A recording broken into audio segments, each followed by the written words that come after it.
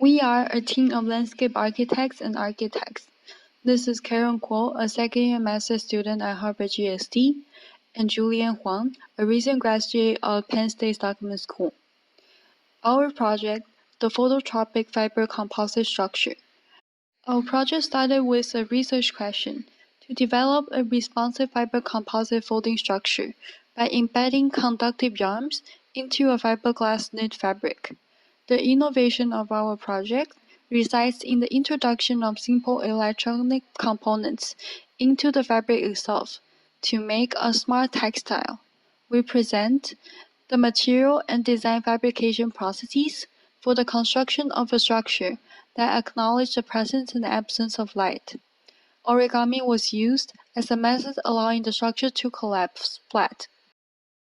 The project focuses on developing a commercially applicable archetype that intersects the field of electronics and fiber composites. Our team first looked at Dr. Davis's work on uncovering and recovering the African Burial Ground Memorial and Museum. The team was inspired by the surface pattern and the material translucency of Dr. Davis's proposal for the African Burial Ground Memorial Museum in Lower Manhattan area. We then decided to study its folds and shape on the materiality that has been affected by the sunlight. Our team then began to look at Doc Kosche's work on curved crease origami pattern, which we looked at how crease patterns can be manipulated into desired shapes with different materials, including metal, plastic, and paper. From Clemson University Joseph Koma project Charles Krasna, Joe and his team created shelter structure based on origami folds and crease taping, which the structure can be manipulated into various desired shapes. Our team later on looked at material functional properties, where a project Hydroskin was developed by the scholars at the University of Stuttgart. At a micro level, each one of the synthetic wood apertures are composed of 3D printed wood, which is made with two unidirectional layers that are perpendicular to each other. The wood films are bent and curved after long exposure to high humidity, which are then closed with low humidity. And after a series of experiments, the team decided to combine the electronics into the fiber composite to create a flexible surface structure that responds to live environmental data inputs. We started our project with origami paper testing, which was translated into material testing. Then we have experimented with both physical and computational patterning tools, which then we began to initialize our typing and resining process as we selected fiberglass as our model material. In the later phases of production, we introduced e-textile concepts onto our model. Our team was able to successfully translate our concept into reality. Fiberglass and fabric testing. During the earlier phase of the project, we conducted preliminary material testing on fiberglass using a different range of methods. The experiments help us to understand the material properties and later inform the final fabrication methodology selected for the project. The experiments were divided into two parts. First, to test how to form the desired shapes to different types of methods. The diagram shown on the slides are initial methods to test fiberglass into desired forms through different molding processes, such as using stencil to shape through gravity, wood blocks to shape through pulling the material, or CNC molds to press the material down, so on and so forth. Here are some selected images to show some of the shapes that we're able to achieve through the molding processes.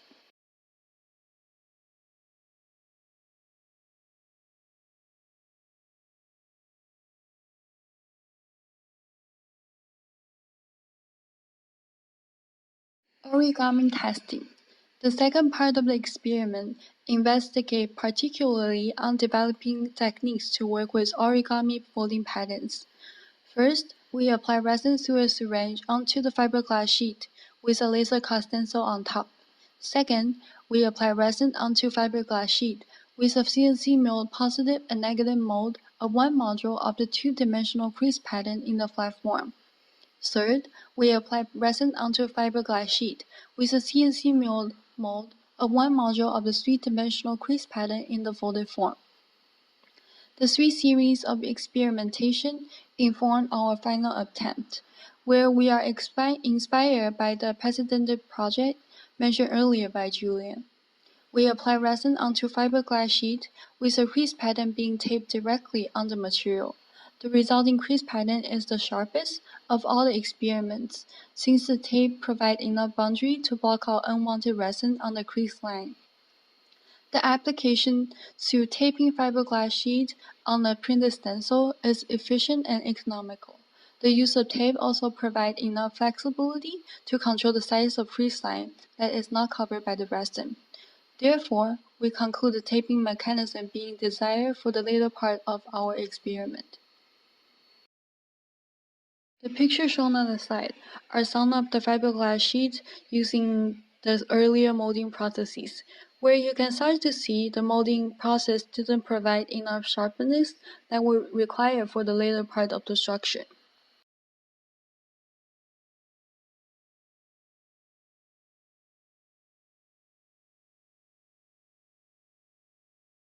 Origami. Through series of simulation, computationally and physically, we select Mura-Ori pattern to be ideal for the purpose of the project, where we find the pattern can be easily manipulated and implemented. At the same time, it provides enough structural tension and integrity needed for the structure. The origami pattern was later tested through grasshopper simulation. On the slide shown, you can start to compare the different results of grasshopper simulation. This is showing grasshopper simulation of Muri-Ori pattern. Later on, we start to test the pattern using 1-to-1 printed paper. Through series of paper testing, we found, using the pattern, it allows us to manipulate the geometry more. It can easily to form different shapes. We later orient our pattern into the material selected for the project, the triaxial stitched fiberglass. Through series of testing and further experimentation, we found the way fabric is folded will influence how the fiberglass is oriented to the pattern. Folding works the best if the diagonals of the peaks and valleys of the origami followed the direction of the diagonally laid stitched hole. The size of the folds also greatly affects the stiffness and stability of the fabric. Therefore, the material properties will inform the dimensionality of the structure itself.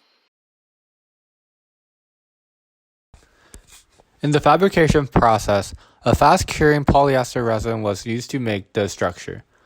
The fiberglass was placed on a non-stick foil coated with wax. The fiberglass was then coated in using brushes very rapidly to coat the entire height and width of the fiberglass. The fiberglass and the resin cured in a fume hood overnight for 10 hours. The team also worked with a soybean-based resin that worked equally as well for those purposes, but did not produce the same translucency in the coated fabric. After our team removed the duct tape from the cured fiberglass, we folded the fiberglass and sewed conductive threads onto the model. The team introduced an Arduino photosensor, LED lights, and 3-volt coin cell batteries as a parallel circuit system on the model. Laser cut buttons from plexiglass were used to gather the folds of the material in tension. Monofilament lines was used to place the fold under tension. We are then able to successfully set up the surface onto the edge of the building. Industrial context and manufacture. The second part of the research is to consider the manufacturing technique of e-textile in the industrial context. It was mentioned previously by Julian. The goal is to create conductive fiber composites that allow designers to implement responsive mobile structures, and also to consider the relationship between the form to the material itself.